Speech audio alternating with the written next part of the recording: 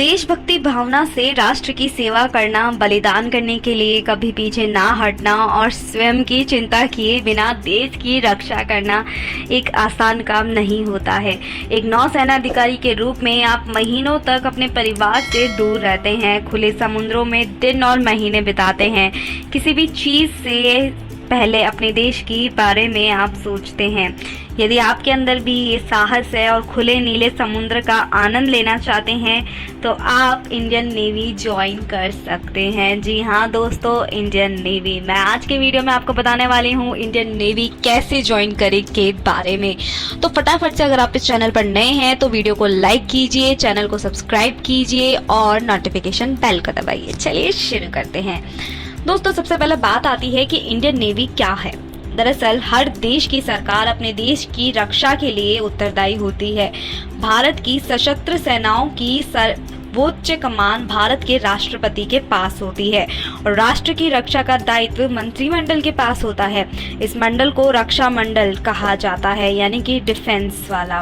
और ये मंत्रिमंडल सभी सशस्त्र बलों के देश की रक्षा के संदर्भ में कुछ दायित्व और उन दायित्वों के निर्वाह के लिए नीतिगत रूपरेखा और जानकारी देती है। भारतीय सेना को 3 कमांडों में बांटा गया है: थल सेना, वायु सेना और जल सेना, यानी कि इंडियन आर्मी, इंडियन एयरफोर्स और इंडियन नेवी। दोस्तों, फादर ऑफ इंडियन नेवी की हम बात करें तो दोस्तों शायद आपको पता ना हो कि छत्रपति शिवाजी महाराज को फादर ऑफ इंडियन नेवी कहा जाता है। शिवाजी से पहले मराठा शासन ने 1674 में नेवी फोर्स को स्थापित करने का काम किया था। शिवाजी को नेवी की आधारशिला को मजबूत बनाने का श्रेय दिया जाता है। शिवाजी ने कोंकण और गोवा में समुद्र की सुरक्षा के लिए एक मजबूत इंडियन नेवी की स्थापना की थी। शिवाजी ब्रिटिश, पुर्तगाली और समुद्री लिटोरल से इस हिस्से को बचाना चाहते थे, इसलिए उन्होंने भिवंडी और कल्याण और पेनवेल में लड़ाई के लिए जहाज को तैयार करवाया था। शिवाजी के सचिव रहे मल्हारराव होलकर के अनुसार शिवाजी के पास 400 से 500 जहाज थे। आज के मॉडर्न नेवी और उसी नेवी का हिस्सा माना जाता है जिसकी स्थापना मराठाओं ने की थी। फिर उसका विस्तार शिवाजी ने किया था, इसलिए शिवाजी को फादर ऑफ इंडियन नेवी कहा जाता है।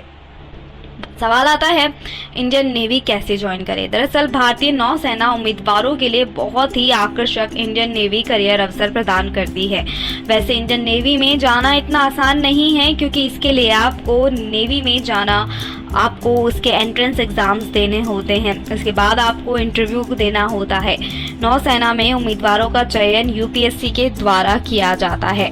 परीक्षा एनडीए, एनए कैंडिडेट्स और सीडीएसई यानी ग्रेजुएट के माध्यम से स्थायी योग्यता के आधार पर निर्धारित की जाती है। इसके बाद सर्विस सिलेक्शन बोर्ड यानी कि एसएसबी द्वारा इंटरव्यू लिया जाता है। नौसेना में जॉब पाना इतना आसान नहीं है, लेकिन ये इतना मुश्किल भी नहीं है, इसलिए आपको थोड़ी सी मेहनत करनी होगी। इंडियन नेवी हर साल उम्मीदवारों को इंडियन नेवी की वैकेंसी देते हैं, जिसकी वैकेंसी अभी थोड़े टाइम पहले ही क्लोज हुई है।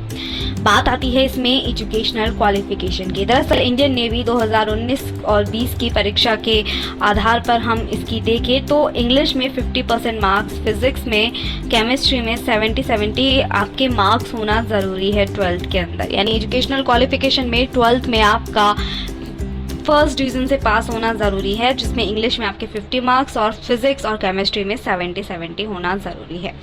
नेवी के लिए एज की बात करें तो इंडियन नेवी ऑनलाइन फॉर्म 2020 उम्मीदवार भर सकते हैं जिनका जन्म 2 जुलाई 1999 और 1 जनवरी 2002 के मध्य हुआ हो। फिजिकल एलिजिबिलिटी की बात करें तो हाइट आपकी 157 सेंटीमीटर और महिलाओं की हाइट 152 सेंटीमीटर होनी चाहिए।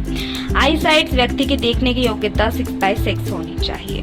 छाती का विस्तार न्यूनतम 5 सेंटीमीटर होना चाहिए। उदाहरण के लिए यदि आपकी छाती की चौड़ाई 75 सेंटीमीटर है तो 80 सेंटीमीटर न्यूनतम होनी चाहिए। अदर एलिजिबिलिटी देखें तो इंडियन नेवी भर्ती के लिए उम्मीदवार भारत का नागरिक होना चाहिए। आवेदक को हड्डियों से संबंधित कोई रोग ना हो। आवेदक शारीरिक और मानसिक रूप से फिट होना चाहिए। आवेदक की क्वालिफिकेशन पोस्ट पर निर्भर करती है। आवेदक की आयु सीमा भी उस पोस्ट पर ही निर्भर करती है।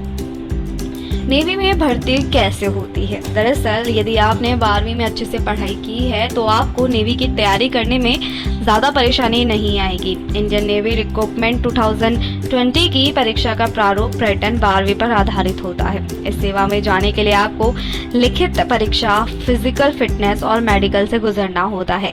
लिखित परीक्षा में आपसे मैथ्स और सामान्य ज्ञान, अंग्रेजी, विज्ञान और रीजनिंग से क्वेश्चन पूछे जाते हैं, जिसके लिए आपको 1 घंटे का समय दिया जाएगा। इसके अलावा परीक्षा में प्रत्येक गलत जवाब देने पर 0.25 की नेगेटिव मार्किंग भी होती है। इंडियन नेवी में आप फॉर्म कैसे भरें, तो मैं आपको उसका डिस्क्रिप्शन में उसके ऑफिशियल वेबसाइट का लिंक मैं आपको पहुंचा दूंगी। सो दोस्तों, इंडियन नेवी की परीक्षा के लिए आपको हमारी ओर से शुभकामनाएं। हमें उम्मीद है कि इंडियन नेवी में कैसे जाएं से संबंधित जो परीक्षा पाठ्यक्रम और परीक्षा पैटर्न के बारे में मैंने आपको बताया है वो आपके लिए यूजफुल होगा। यदि इंडियन नेवी ऑफिसर कैसे बने में आपका कोई सवाल या सुझाव है तो आप मुझे नीचे कमेंट करके बता सकते हैं। हमें आपकी सहायता करके बहुत खुशी होगी।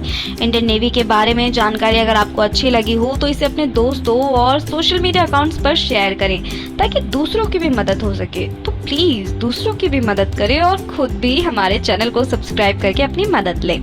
मिलती हूँ आपसे अगले वीडियो में, तब तक के लिए धन्यवाद।